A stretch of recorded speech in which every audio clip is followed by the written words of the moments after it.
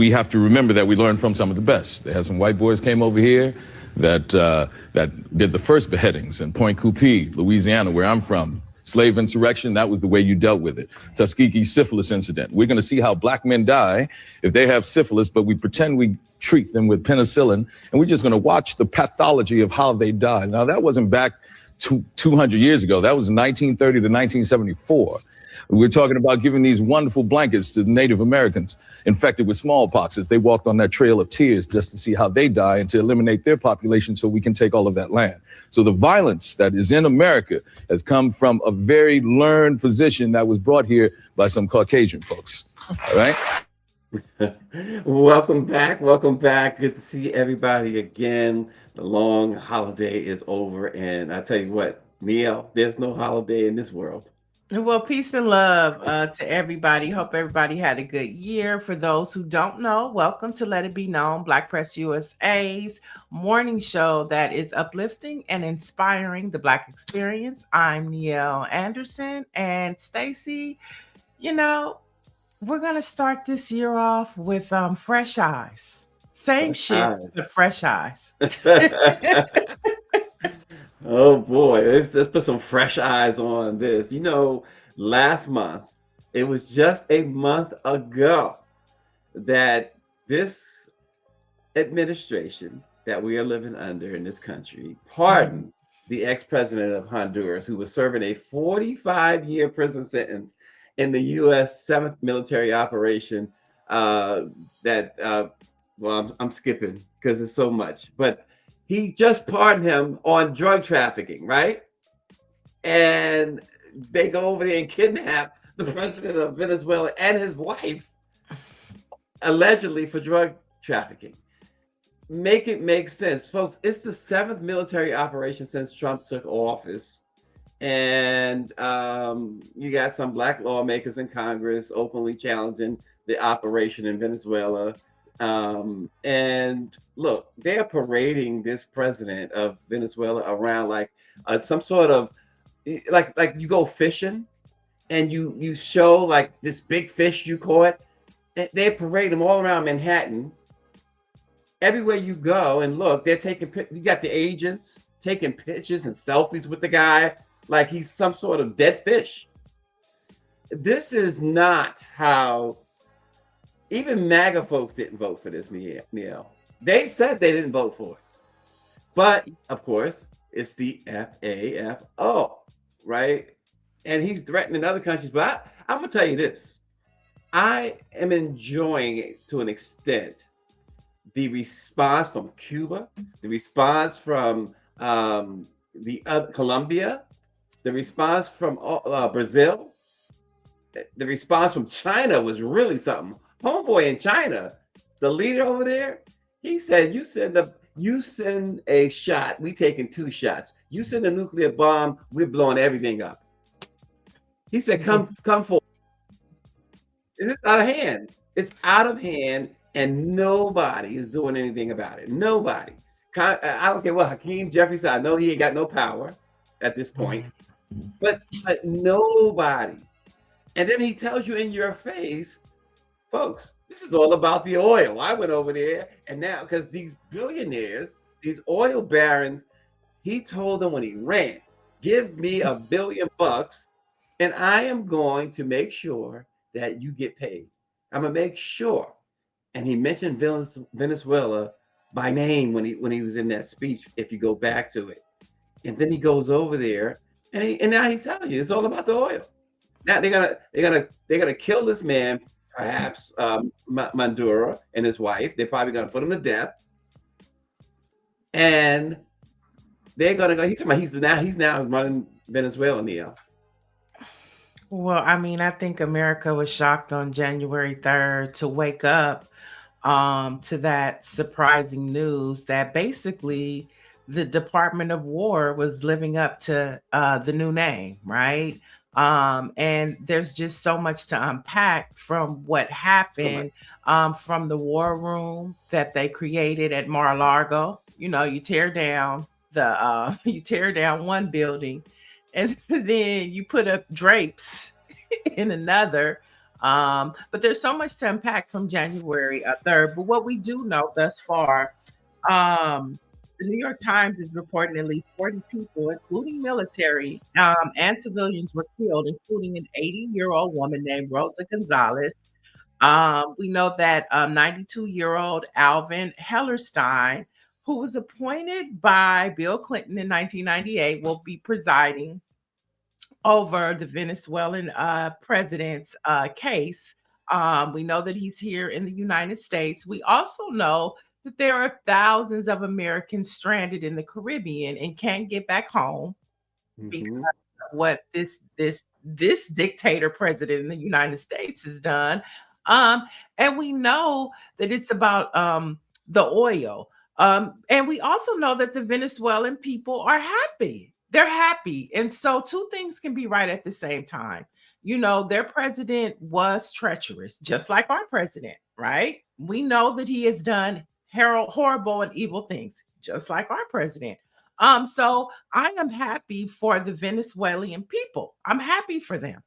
But at the same time, I've seen lots of articles about how our oil companies built the infrastructure in Venezuela, right? We built it, we put all the money, and then for whatever reason, they took it back and they kicked us out. And I see a lot of white people and some black people saying, well, we built it. I'm thinking, well, black folks built America. We ain't never got our 40 acres in the mule. You know what I'm saying? So why are we so upset that the Venezuelan people took their land, took their and told us to get out? Okay, shit happens, white folks.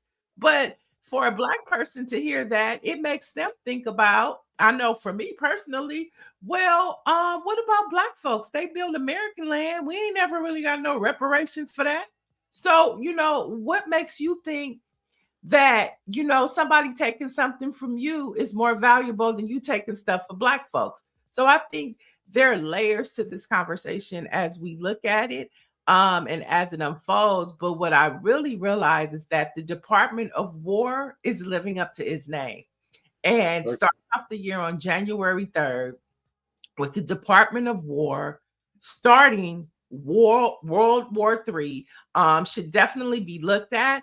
And the conversation should be about that we are now entering World War III, based upon the behavior and the actions. And to your point, Stacy, of him talking about Colombia, him talking about Cuba, him talking about Nigeria, and also realizing that those same countries are in alliance with countries like China and Russia.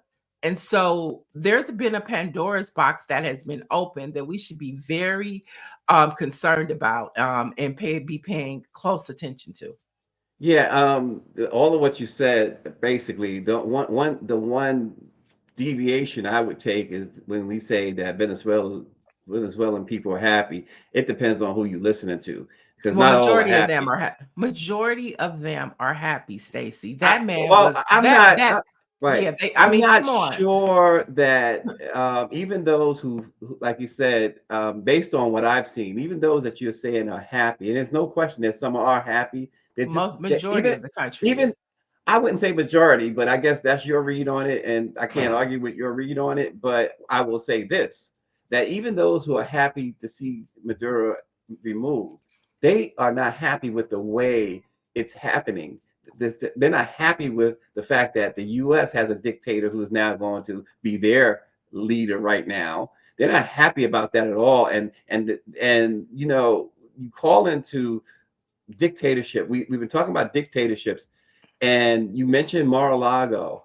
Just imagine that someone invades here. Mar-a-Lago is now a serious target. You think about Saddam Hussein. They went in there, they went to the president's palace there, they plummeted it, they pillaged it, and they dragged him out of a hole somewhere. You think about Gaddafi, they blew up his place and you know, they went through it, plunged it, you know, whatever, and they dragged him out of a sewer somewhere.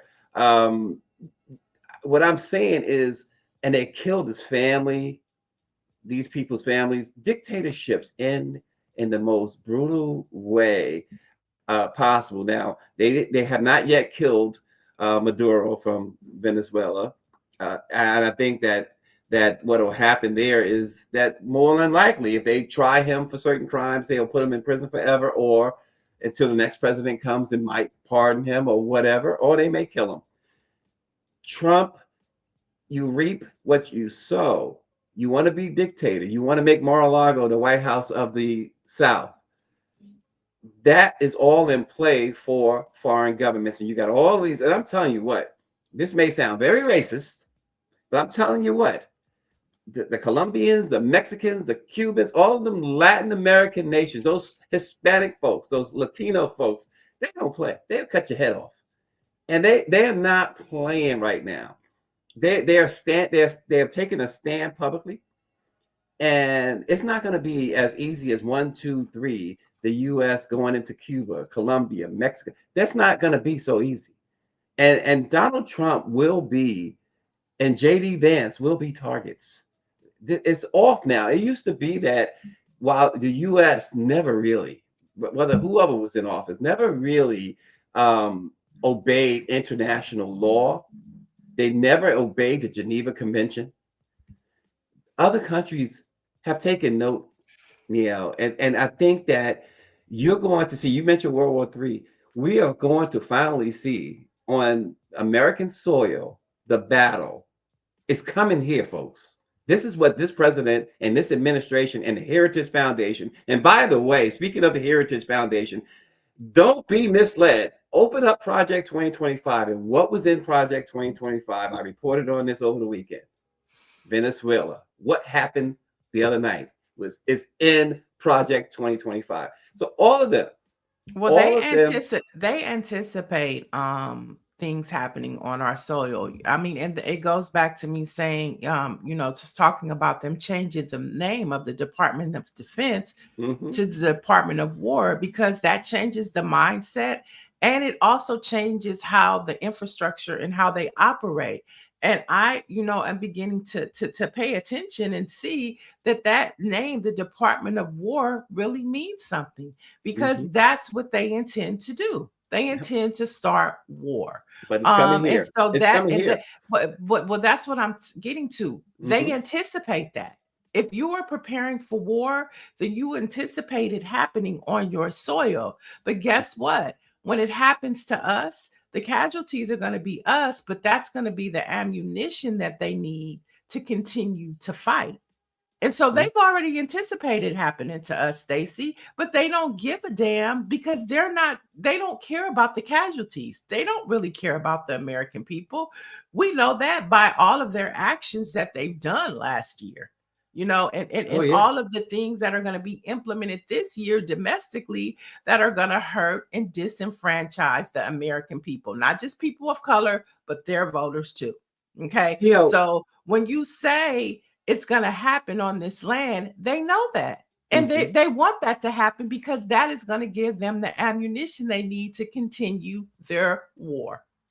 What makes them, Niele, what makes America think that they can go into other countries, kidnap their leaders, and it can't happen here? Why do we think it can't happen here?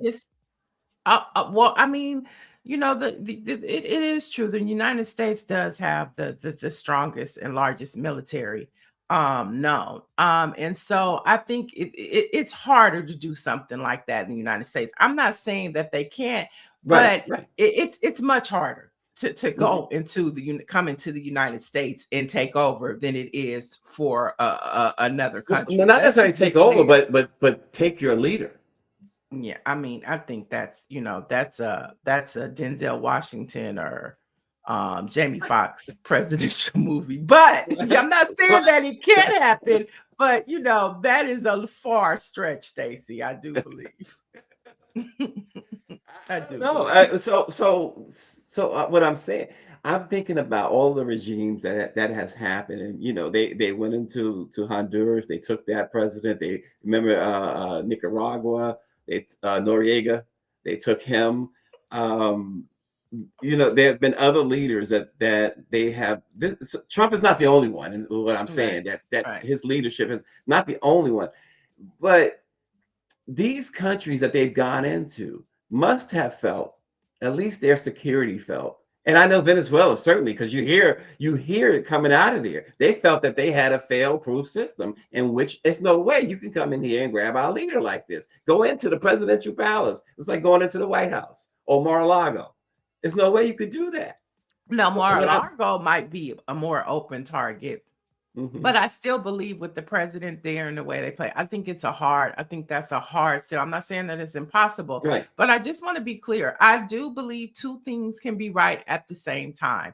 I believe that the people of Venezuela have a love, a bittersweet. It's bittersweet to them Mhm. because they do enjoy the freedom. They Mhm. are celebrating, they are rejoicing, but at the same time, they don't want to be colonized and they do not want the United States, and they do not like the headlines that they're hearing that the United States is going to run their country until the United States decides how that country should move forward. No, they're not happy about that, but they are happy that the dictator is gone. And that's what I'm saying. Two things can be right at the same time. So I don't think we have to argue both, Mhm. because both are true.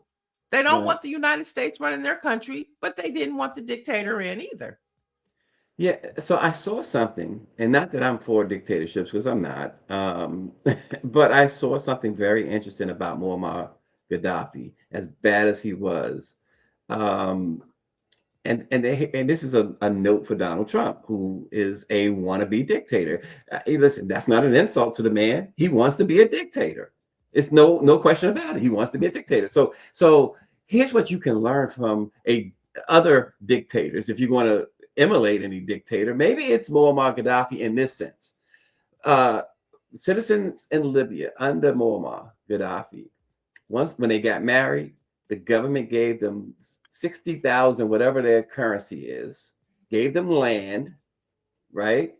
Healthcare was totally free, totally free. Um, Jobs were aplenty. All the stuff that we see that we can't afford, can't get, people can't get jobs, you can't get healthcare, you get married, cost you an arm and a leg, to get married. Course, your arm and leg and have a baby. In Libya, under Gaddafi, you had a baby. They also gave you something like 60,000, whatever the currency was. How about imitating that type of dictatorship? That part of the dictatorship, Donald Trump. How about imitating that part of it? Because Right. America is used to being the so-called land of the free. Depends on what color you are, but it's supposed to be the land of the free. So, how about some free healthcare? Your neighbors to the north, who you despise in Canada, free healthcare. One of the trade-offs that Canada, and I want to make this clear too, one of the trade-offs for free healthcare in Canada is high gas prices. Well, our gas prices always shoot up. You live in Los Angeles, you live in California, you know the very definition of high gas prices. So I think a lot of us would be willing to pay $4 or $5 a gallon if we got free healthcare. Yeah. Yeah. Well, that's why, you know, people have live in the land that they choose to live in, and so that's their business. We need to mind our business, and there's a lot of business in the United States, Stacy, that we Yep. should be talking about, and this next story is one of them. Texas Republicans are advancing a bill to abolish civil rights enforcement entirely, making it the only state without civil rights commissions. Okay, so if the bill passes, victims of discrimination will have no more one or nowhere to turn on a state level. And so, as we're talking about what's happening over in Venezuela, right here in the United States, Texas is moving to abolish civil rights. And as Texas goes, Right, of we see course. other states and southern Florida. states go. Hmm. And so this is very devastating to hear, and to see that white men continue, powerful white men, let me just say that, powerful white men, and we have to start calling it out for what it is. Powerful white men in this country are reminiscent of the Ku Klux Klan. And they Well, like to disenfranchise people of color. And I, this is an example of that. I told you they were born with sheets on their over their heads already. I told you that. I mean, this is absolutely insane. But who could expect less? When this administration took over, that one of the first things they did was dismantle the DOJ's civil rights. They absolutely turned it on its head and claiming that the only discrimination happens against white men. Once again, even that shows how little they care about white women. They could care less about white women are simply baby makers to them. That's it. Have babies. That's all you're good for. And white women should be offended because there's a lot of brilliant white women out there. Right. And like it's not even about, what we think statistics show. And there is a long history in this country of people of color, starting with Black folks, really starting with indigenous people. But Black folks being disenfranchised, discriminated against, and why we had to have there would be no civil rights movement if there wasn't a need for civil rights. There wouldn't be a Civil Rights Act of 1964 if it wasn't needed. I don't think that Congress nor Lyndon B. Johnson, I don't think that Dr. King, I don't think that John Lewis, Black folks didn't want to get beat up just to be able to sit at a counter with white folks. Right. So when people say that, oh, that's not true, that's just race baiting, all the no. Let's just go back. It ain't been 100 years. Black folks couldn't sit in the same restaurant, drink out the same water fountain, use the same restroom as white folks. No other Right. folks but white folks. Wasn't Latino folks, wasn't indigenous people folks, wasn't Asian folks.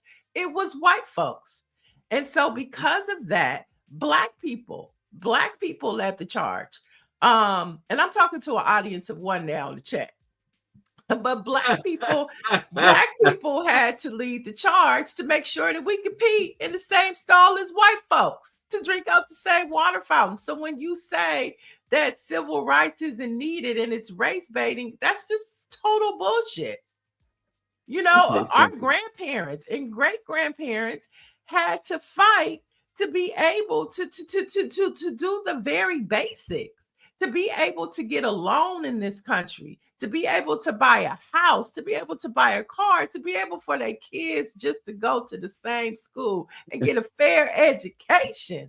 So when we talk about civil rights, this is what we're talking about. And Texas is trying to abolish that. Black folks should be highly concerned about what's happening in Texas, not just with the voting rights, but now look, they're attacking our civil rights. And the Voting Rights Act of 1964, not the Voting Rights Act of 1965 and the Civil Rights Act of 1964 were two crucial pieces of legislation that tried to make the playing field fair in this country. And here we are under a Trump administration, them trying to pull all of that back. yeah, it's welcome white folks, welcome racist folks, welcome bots. Y'all all are welcome because we see Super Queen or Super King Anthony And or we're whatever who still you waiting for our 40 acres and a mule. We uh still ain't got our I 40 acres and a I mule. think And that they mad at the Venezuela, the people, because they said, get up out of here. Yeah, you pay for all this oil infrastructure, but we don't want it no more. So what? Okay. Black folks still wait for 40 acres and a mule. Get out of here. yeah, listen. I saw, and I'm trying to remember. I don't know if it was James Baldwin, someone else, who talked about that how black folks can't be racist. You can't be labeled a racist in this country.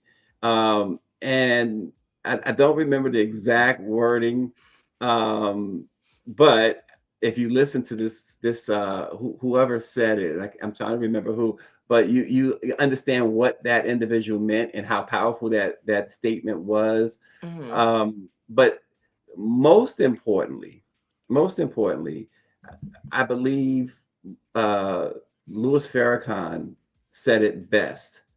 when he said, here's the problem that a lot of white folks have. They are so afraid that if black folks ever got the power, we would treat them the way they treat us and have treated us. And that is really the fundamental problem. And Barack Obama proved that to be a myth and a lie. You know what I'm saying? And then there's a question in the chat that says, how many times a day do y'all think of race today? As many times as the Heritage Foundation and Donald How many Trump times y'all gonna be trying racist to, a day? no. But it's about how many times a day they are going to repeal all of the things that make it a fair playing field for people of color and white folks. It's not us, it's y'all. It's not us, it's y'all. I'll say it one more time. It's not us, it's y'all. And this Trump administration, ever since they got in office last year, they have proven that it's y'all, because they continue to take everything away that has been gained since the Voting Rights Act, since civil rights. They're turning all that away. And they're y'all definitely afraid and don't want the word to get out that y'all are no longer the majority. For whatever reason, that petrifies white folks, Right. especially white men of power. That scares the shit out of them that they are no longer the majority. Yeah, and the only thing, listen, for the most part, the only thing black folks ever wanted was a level playing field.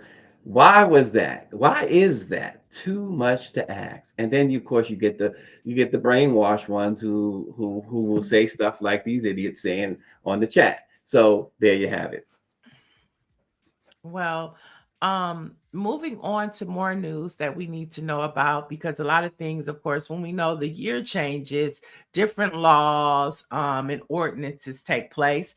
And with the new year, new restrictions and bans for Americans living in 5 states who receive SNAP benefits. So starting back in on January 1, people living in Indiana, Iowa, Nebraska, Utah, and West Virginia, they're no longer able to purchase soda, candy, or other junk food items. Now, the National Grocers Association and other trade groups estimates the restrictions will cost U.S. retailers 1.6 billion initially, and additional 759 million every year after. So once again, the Trump administration continues to do things, and they're not well thought out plans. Because although, okay, although they're hurting, the recipients, but guess what? They're hurting their buddies in corporate America, the retailer chains as well, because now they are going to be impacted by this and lose money. So it's going to be interesting to see as they move and they don't continue to flush out these dumb ideas, how it's going to impact their friends. And we know that there is no honor among thieves and no honor when it comes to the bottom line, and that's the dollar. Donald Trump will tell you that. Well, I got two facts to say about that. One is, again, the myth has been perpetrated forever, and now they are finding out. White folks rely on social services like SNAP and other things more than black folks, number one. Number two, the real big thing here is, Niele, give me the Epstein files. All of them, unredacted. That's the real thing. So come on. That's just, come on. All right. So moving on, because they gonna, they do what they do because they're thinking they're hurting mostly black and brown people with stuff like SNAP and all that. That's the bottom line. And so they're, all of them are, as you said a long time ago, we've repeated it many times, they are FAFO. That's all. The United States Postal Service is moving to postmark. They're moving the postmark by processing date, causing concerns. The postmark by processing date, which caused concerns for voters and healthcare patients relying on deadlines. Most people assume their mail is postmarked the day they drop it in a mailbox or at a post office, but that's not the case anymore. According to the Postal Service, they said, while the presence of a postmark on a mail piece confirms that the Postal Service was in possession of the mail piece on the date of the postmark's inscription, the postmark date does not inherently or necessarily align with the date on which the Postal Service first accepted possession of the mail piece. So, in other words, folks, your mail isn't always postmarked on the date it's collected. And that could hurt a lot of things, Neil, as you know. Yeah, most importantly, as we look at 2026 and the midterms and how critical they are going to be to the future and the direction of this country, Donald Trump he doesn't like mail-in ballots one day. They're okay when they benefit him, but this can really impact the midterms. And so this information is crucial. It definitely needs to get out. And it's just another subtle way of Republicans trying to steal the election. This is, what they're doing is they're building up their mechanisms. They'll do it at the polls, and now they're doing it with absentee ballots. They do it with misinformation. So this is just another layer of how they plan to keep their power by having Republicans stay in power in Congress. And of course, there's also the conversations about prescriptions and legal documents.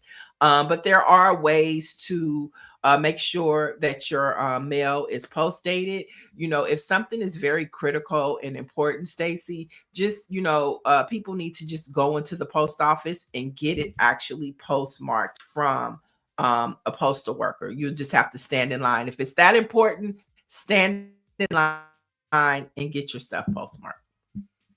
And that is really the bottom line, because they they are pulling out all the stops. If you remember, Neil, in Trump's first term, he turned the postal service upside down, and it's never been the same again. So this is all a part of that, him living out his ancestors' wildest dreams. I'm gonna go back for a second to the Epstein situation, because the Colombian president, Gustavo Petro, went all in yesterday on the Trump administration, calling the U.S. government a government of pedophiles.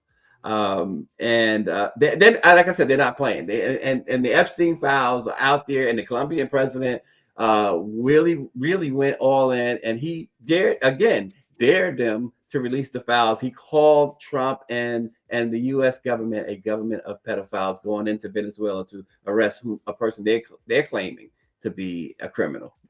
Yeah, well, lots of countries have been speaking out. I know the British Parliament, one of the dignitaries, how Parliament goes back and forth while they were in session. I guess it's equivalent to our Congress. One of the leaders said, "Well, since Trump went over there and to Venezuela, can we go over to Israel and get Netanyahu?" So see, it opens up a Pandora's box, right? So when you think about, like, yeah, why can't you go get Netanyahu? Somebody go over there and get him. There you go.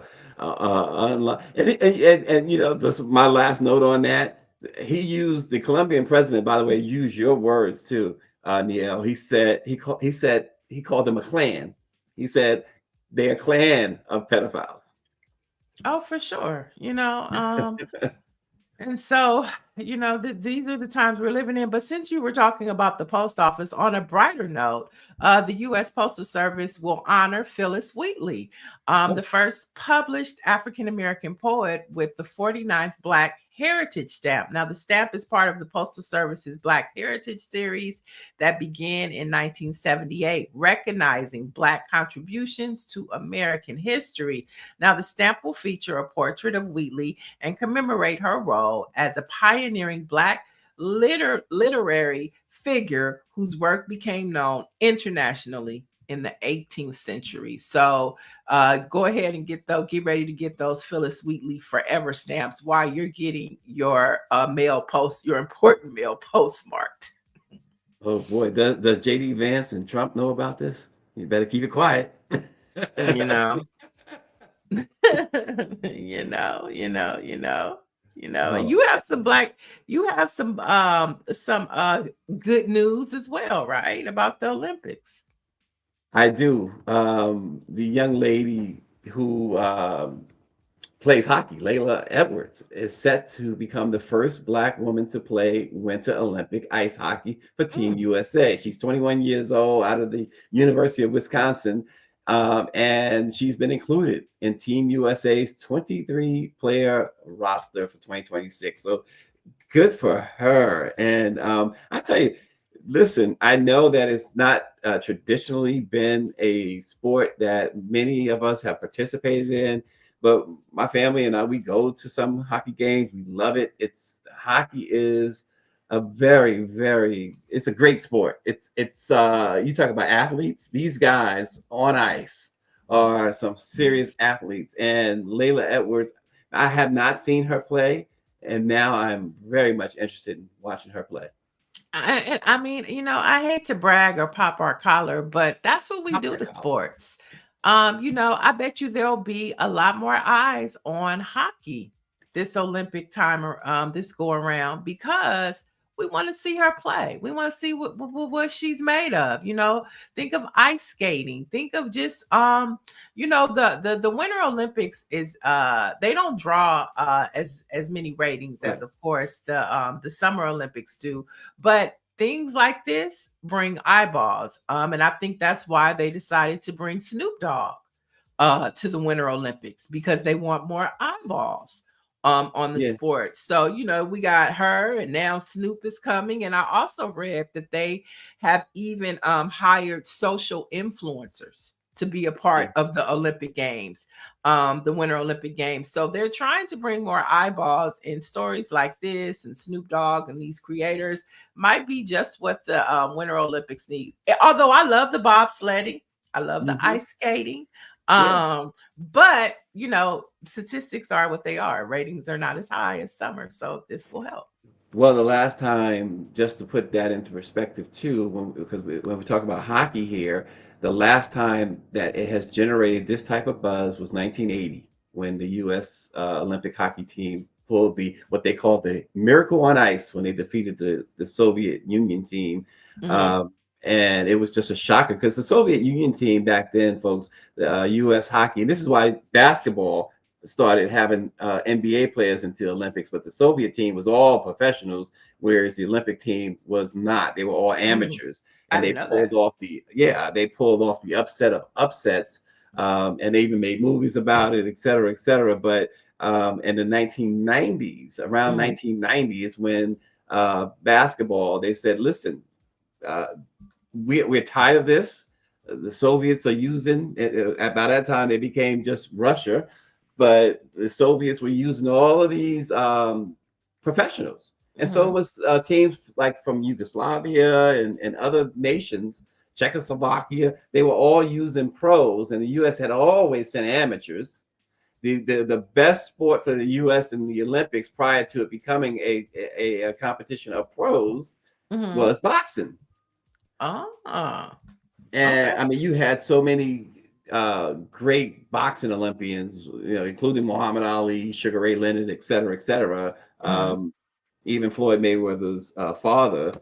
So it became a situation where the U.S. felt like it had no choice but to start sending professionals.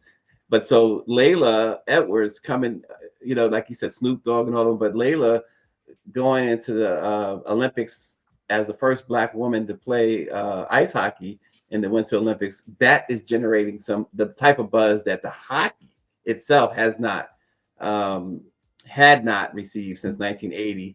And again, hockey is still using, for the most part, I think it's a mixture now of college players and professional players, and it tells you just how good Layla is. Yeah, well, I'm looking forward to having more stories about the Winter Olympics and also highlighting Black athletes, past and present, who have participated and who will be participating in the Winter Olympics this year. Really excited about that. But let's hop over to some politics. As we know, 2026 is a huge year for politics. And we have several elections kicking off tomorrow, which we'll have more details about. But we definitely want to honor what happened last year. And so January marked a historic milestone for Black women in local governance. Now, 3 Black women have been sworn in as as mayors in major cities. And we'll start with Detroit. We have Mary Sheffield, who took her oath of office in a private ceremony, and she became the city's first woman and first Black woman mayor in its 324-year history. And then Sharon Owens was sworn in as the mayor of Syracuse. She became the first Black woman and the second woman overall to serve as mayor in the city's 177th year history. And in Albany, Dorsey Aprelis was sworn in, becoming the first Black woman and first person of color to hold the office in the city's entire history.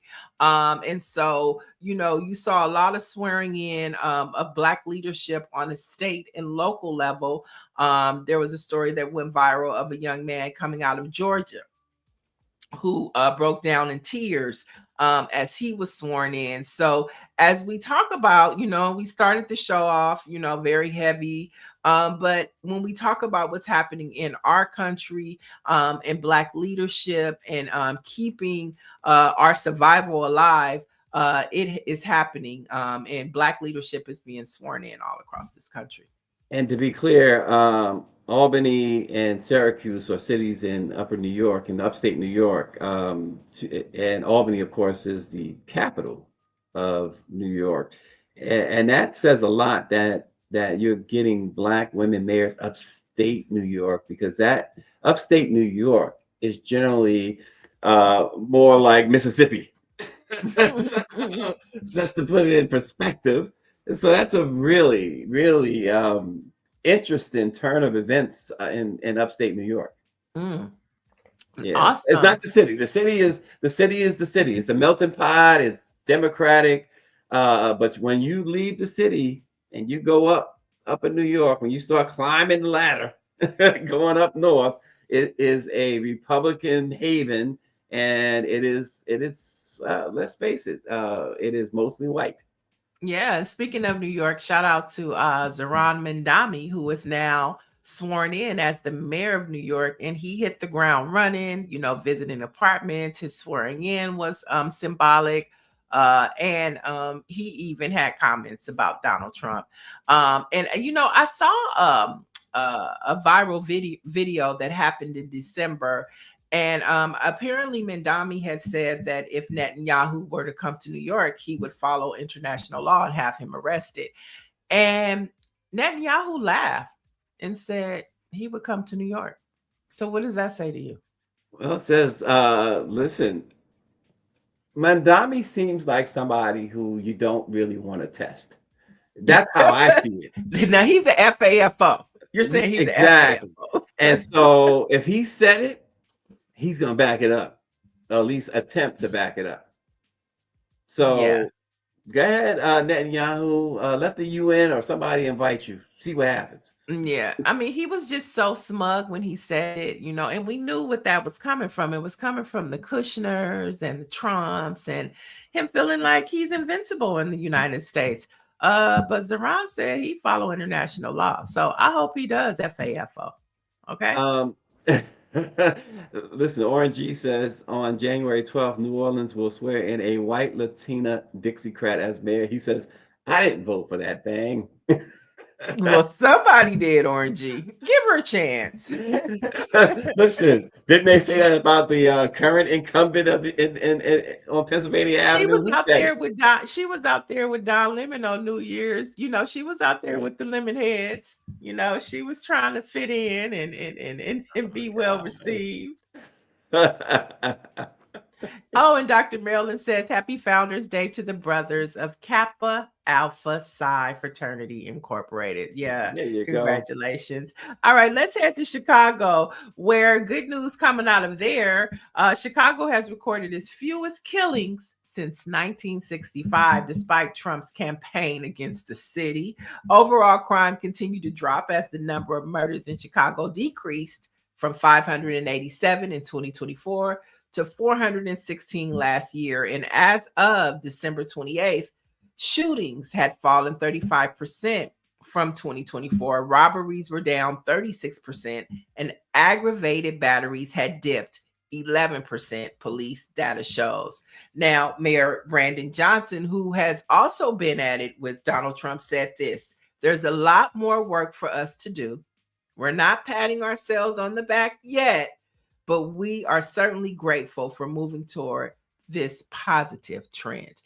So shout out and kudos to Chicago, because they had horrible headlines, and this is a good one, and it should be amplified. Yeah, and these cities, Brandon Scott City there in Baltimore, the crime rate dipped to record lows, the murder rate to record lows. New York experienced historic low homicide and shooting rates throughout 2025. And I guess with Greer being out of Brooklyn these days, they saw their fewest murders and shootings ever recorded. So, I think it maybe not just a coincidence that Greer is not in Brooklyn anymore, and they're getting it together there. I don't know. Come on, son.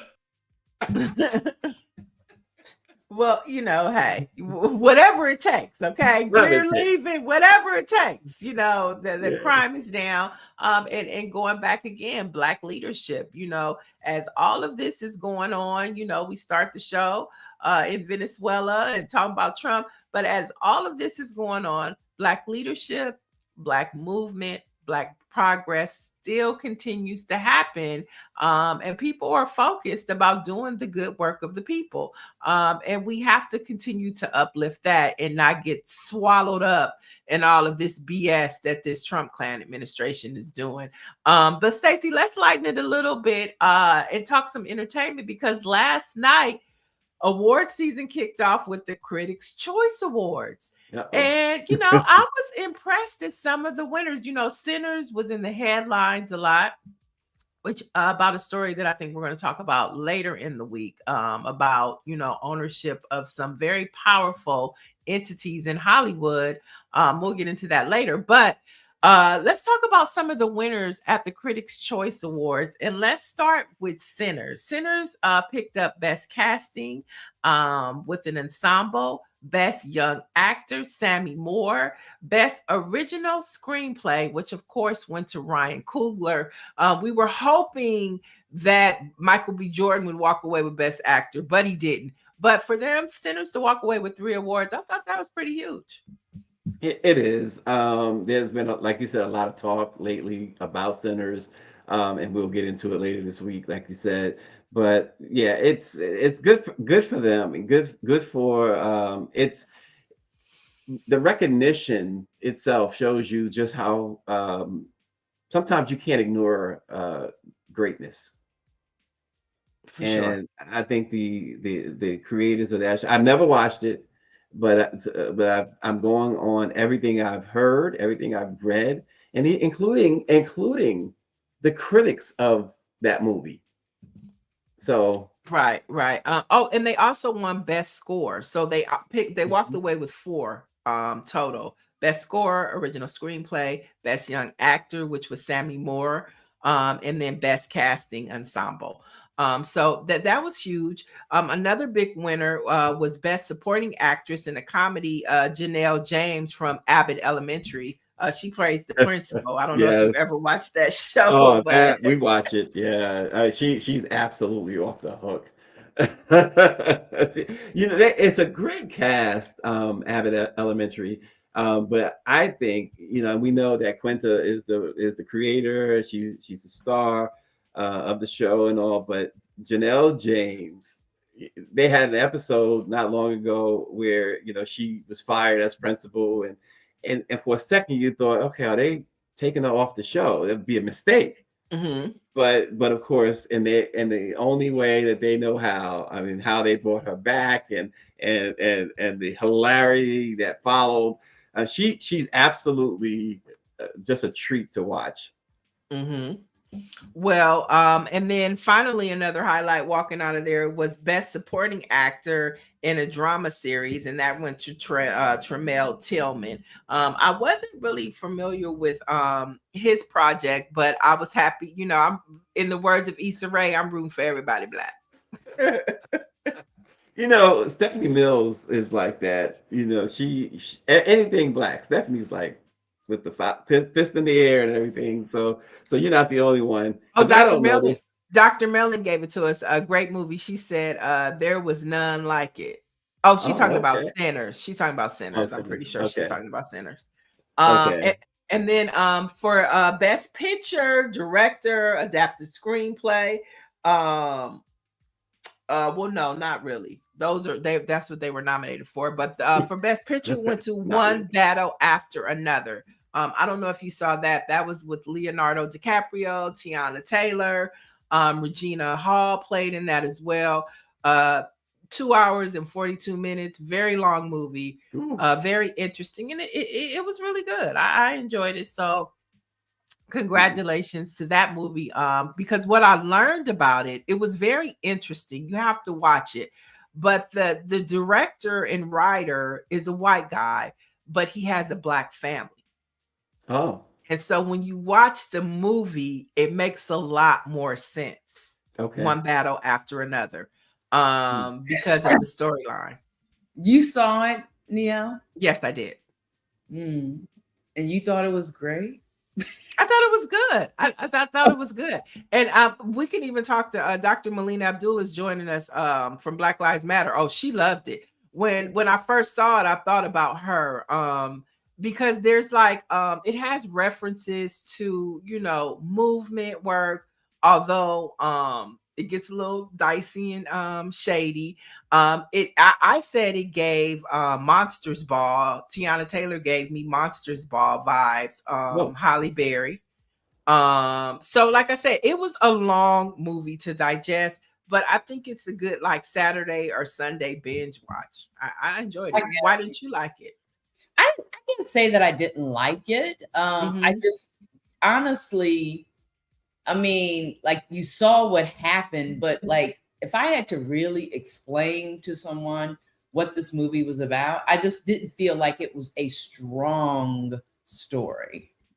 You know what I mean? That's all. I mean, you know what I mean? I just don't think it was a strong story. I thought it was longer than it needed to be. The characters were great. Don't get me wrong, but I thought it was a strong because you have to go into it too, knowing that it's satire as well. It's not, you know, it's drama, it's satire. The whole Santa Claus situation with the white men. I mean, it has KKK in it. You know, there, you know, it's a lot. If you were to, but let's say this, if you had to explain someone what this movie was about, could you do it in one sentence? It's like name that. I mean, I think you could. I mean, I would have to formulate. That's my point. My point for me is like I had to explain. I started, you know, I was like, okay, you know, it was an interesting concept, right? It was an interesting story, concept rather. But I just don't think that it was great. It wasn't as great as I expected it to be. That's all. It gave kind of like Quentin Tarantino. What's his name? Quentin Tarantino. What's his name? That's his name. Yeah, I think it that too, but I don't think it. Yeah, I mean, I think that Sean Penn was definitely Oscar worthy nomination. I mean, he played the mess out of that part. For sure. For sure. Like I said, the characters were great. They were good. I'm really thinking about story. You know what I mean? I just don't think that the story was strong in that way. You know what I mean? When I think about story, that's the thing. I think something was missing. I don't know what it is, but it's not a movie I would go back because it was long that I would go back and watch it. Unless you're a huge fan, because they had all the greats in there. Don't get me wrong. Tiana Taylor, Sean Penn. I mean, Sean he looks great. Well, not in that movie though. Not in that. No, but I thought he looked great in that movie. I almost didn't recognize that walk. Oh my God, it was all of that. It was all. He was great. He was great in that movie. I mean, yeah, he was great in that movie. I think Leonardo DiCaprio was great. Yeah. I loved his character because he was clueless. You know, he was smart, but he was clueless. Okay. Wow. And like I said, Tiana Taylor, it does give the vibes that there could be another one. You know, there Yes. could be another one. But they left it open. I was like, I Yeah, hope and she does. It does give Monsters Ball vibes. She gives you the Monsters Ball, and if you haven't seen Monsters Ball with Holly Berry, then you should. Yeah, it does. It does. She kept laying up with white men, but you know. Dr. Mellon says she needs to watch it. She says she really likes Tiana Taylor as a musical artist. Yeah, well, she's something else in this movie. So yeah, everybody watch it, and then let us know what you think about it when you watch it. But that one for Best Picture. And so yesterday, like I say, the Critics' Choice Awards kicked off award season.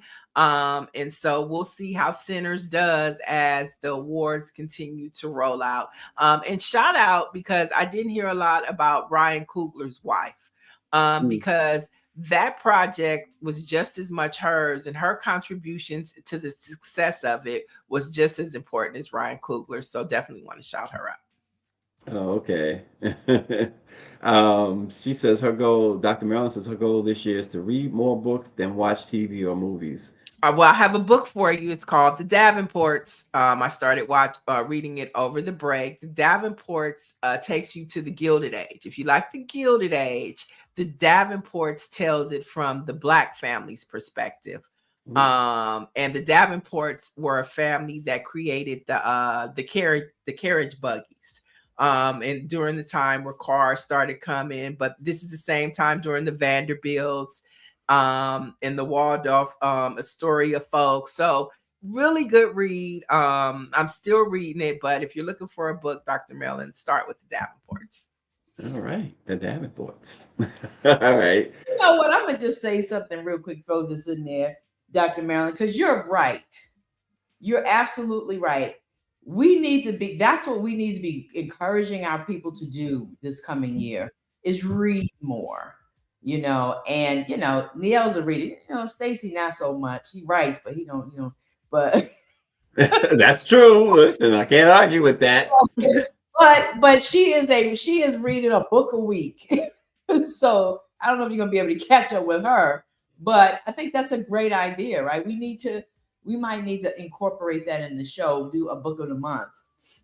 What's Niele reading this month? She might be like 5 or 6 books ahead of us. Well, now you put a lot of pressure on me, because a week is a lot. I mean, that's a bit much. I'm like, girl, it takes a minute. It takes a minute. But yes, The Davenports, check it out. And they have a second book too that follows it. So if you start The Davenports, you have something to look forward to, because there's another book to read. But it's fundamental. Yes, it is. It is. I realized when I stopped reading, it stops from growing your vocabulary too. I mean, reading can just do so much for you, whether you know it or not. And so, yeah, I'm gonna have to get to it. You're constantly educating, like you said. You're growing your vocabulary when you are reading. So for sure. It also depends on what you're reading too. All right, you want some black facts? Let's do it. On this date, way back in 1804, Ohio legislature passed the first of a succession of northern black laws which restricted the rights and movements of free blacks in the North. Most northern states passed black laws. Constitutions of 3 states, Illinois, Indiana, and Oregon, prohibited black settlers. So that's what happened on this date way back in 1804. Black laws. Yeah. And I mean, and hey, we damn near there again. Okay. We don't talk about Carol. I'm writing that down. Dr. Marilyn, as we speak. And so my black fact today takes us back to the year of 1975, where are my Gen Xers at? Okay. The all-black Broadway musical, The Wiz. He's on down the road. premiered starring Stephanie Mills. And of course, you know, we were familiar with The Wizard of Oz. And so Yeah. when The Wiz came out, we saw ourselves. And so the premiere starring Stephanie Mills happened on Broadway. And then, of course, it was adapted into the movie starring Diana Ross, Michael Jackson, known as the legendary, iconic Black culture film, The Wiz. Yeah, you know, there was a record store, and folks today don't know what records are, or record stores called The Wiz, and we had one in Queens on Jamaica Avenue. And when The Wiz, the play, came out, Stephanie Mills, of course, was the star, and very young Stephanie Mills. She went to The Wiz on Jamaica Avenue and was doing a signing, and it was chaos. It was the first time, you know, you see rockers and musicians and entertainers do signings or whatever, and it's like really wild or whatever. It was the first time I'd seen something like that, and it was so bad. Folks they even broke the window to the Wiz store. It was that type of crowd. And Stephanie, in order to get her out, they took her out in an ambulance, and so that people wouldn't know that she was leaving. It was so huge. It's just a testament to how big that was in Black culture. Mm-hmm. Oh no, it was huge. And when the Wiz the movie came out was what I gravitated to. I didn't really, because I was young. But when Michael Jackson got off that scarecrow thing, and no, before that, when the Crows was singing, and he was singing "You Can't Win," You can't win. okay, and then he got off, and they eased on down that road. Life changing for me. Love it, love it, love it. And so I have my little nieces and nephews watching The Yeah. Wiz. You know, one of the stars that you mentioned doesn't get talked about enough, in my opinion. That's Nipsey Russell. The Tin Man. The Tin Man, but he was a great comedian, and a lot of people, when they start talking about great comedians, I don't hear his name enough. But he was really one of them groundbreaking comedians out of the 60s and 70s. Nipsey Russell was a real, you know, of course, we later had the hip hop icon adopt the name Nipsey Hussle, but he got it from Nipsey Russell. So there you have it. Yeah, Dr. Marilyn says she Lion? remembers Tower Records. Yeah, I remember Tower Records as well. The Lion, who played the Lion? Golly, who played the Lion, y'all? Oh, you're welcome, Dana Kirk. You're welcome. Oh, okay. She just ordered the book. Yay. Okay, Okay. so we're gonna talk about it. I'm gonna give y'all some time. We'll come back and we'll talk about the Davenports. Uh, But yeah, who played the well, lion? that He was I'm looking good. now. That was Ted Ross, or Theodore Ross played the lion. Yeah. So there you have it. And then that whole ending, and I'm talking about the movie now, not the play. I never saw the play, but the ending of the movie when the people came out of the suits and the witch burned and Can You Feel a Brand New Day. Now, who wrote those songs? Wasn't that Luther Vandross who wrote those Was songs? it? I'm Yep, not it was sure. Luther. Google it. It Luther? was Luther Vandross. Yep. Oh, okay. Wow. Yeah, Luther. Wow. That's amazing. I did not know that. Was it in the documentary and I just missed it? Yep, it was. Okay. It Wow. was.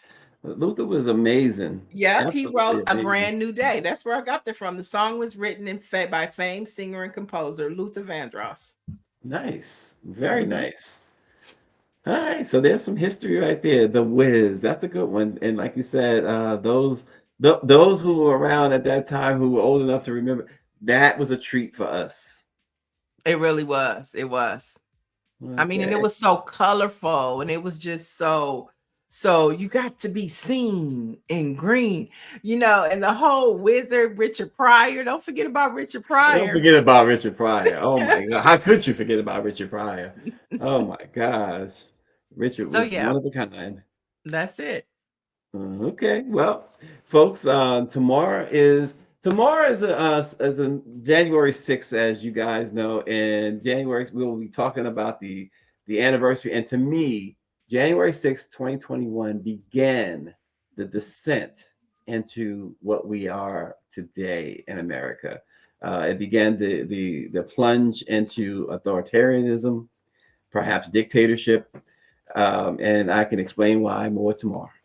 Yes, but we're also going to have a lot of stuff to uplift you, to inspire you, and things you may not know, and talk about how no matter what happened in 2021, Black folks have continued to uplift and to inspire, and to do the work to make this country better. So we'll have those stories as well. We got special guests too, right? We do have a special guest. Capitol Police Officer Harry Dunn will be with us tomorrow to talk about his experience, where he is now, and just what he thinks of the state of America is all about. So he'll be joining us. But in between time, Stacy has a lot of stories for you to read.